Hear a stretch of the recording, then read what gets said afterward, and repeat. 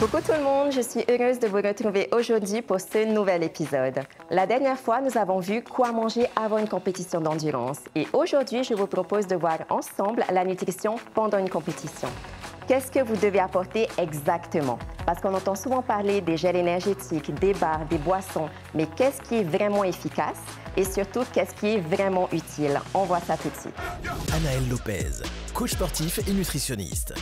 Avec son statut d'athlète professionnel en bikini fitness, elle s'est dirigée naturellement vers le sport et la nutrition. Et après 5 ans d'études supérieures, elle a obtenu son diplôme pour devenir nutritionniste spécialisée dans le sport. Aujourd'hui, elle partage ses compétences au quotidien au travers de son travail et utilise également les réseaux sociaux afin d'aider les gens à devenir une meilleure version d'eux-mêmes. Durant une compétition d'endurance, votre corps est mis à rude épreuve. Il est donc important de fournir à votre corps ce dont il a besoin pour performer. La dernière fois, je vous parlais de commencer à boire votre boisson de l'effort 30 minutes avant le départ de la course. Mais qu'est-ce qu'une boisson de l'effort exactement? La boisson de l'effort, c'est tout simplement une boisson qui est composée principalement de glucides, donc sous format de sucre. Souvent, on va retrouver de la maltodextrine, qui est très bien digérée et très bien tolérée par l'organisme, bien mieux que d'autres types de sucre. On va retrouver aussi souvent des BCAA pour limiter la fatigue et préserver la masse musculaire. Les BCAA sont tout simplement des acides aminés qui proviennent des protéines. Et enfin, des électrolytes pour compenser les pertes hydriques, donc tout simplement du potassium, du calcium, du magnésium, etc. Vous avez plusieurs manières d'amener cette boisson de l'effort. Soit vous la composez maison avec cette recette. Donc pour 1 litre de boisson, vous prenez 500 ml d'eau minérale auquel vous rajoutez 500 ml de jus de fruits. Ça peut être par exemple du jus de raisin ou du jus de pomme. Vous rajoutez une dose de BCAA et enfin des électrolytes ou alors une pincée de sel. Ou encore plus simple, vous achetez un complément alimentaire qui possède déjà tout à l'intérieur, donc des sucres, des BCAA et des électrolytes.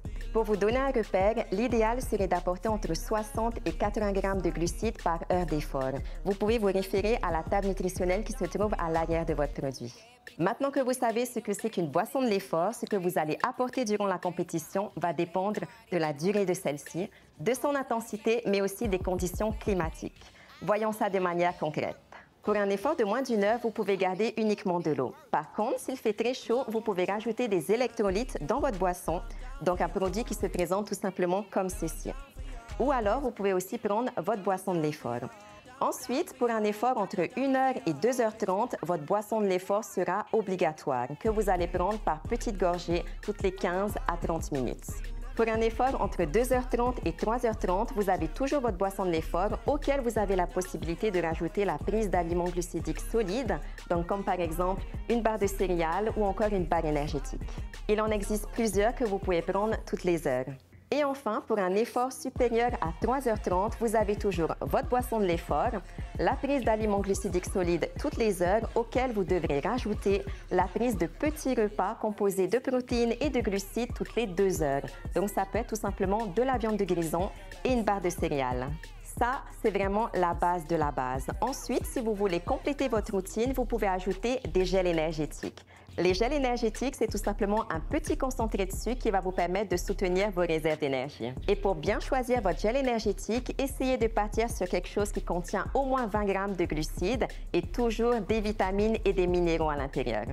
Si c'est le cas, vous pouvez prendre un gel énergétique toutes les 45 minutes. Attention cependant à ne pas exagérer sur la quantité de glucides totale que vous allez consommer pendant votre effort, parce que si vous prenez un gel énergétique, une boisson de l'effort, une barre énergétique en trop grande quantité, cela peut vous causer des troubles digestifs. Comme vous l'aurez compris, ce que vous allez consommer pendant l'effort dépend de plusieurs paramètres, principalement l'intensité de votre effort et la durée. Et je vous le rappelle, ne testez jamais quelque chose pendant une compétition. Essayez toujours avant pour être sûr de bien digérer, bien tolérer ce que vous prenez et éviter les troubles digestifs. Je vous retrouve au prochain épisode. En attendant, prenez soin de vous et mangez healthy.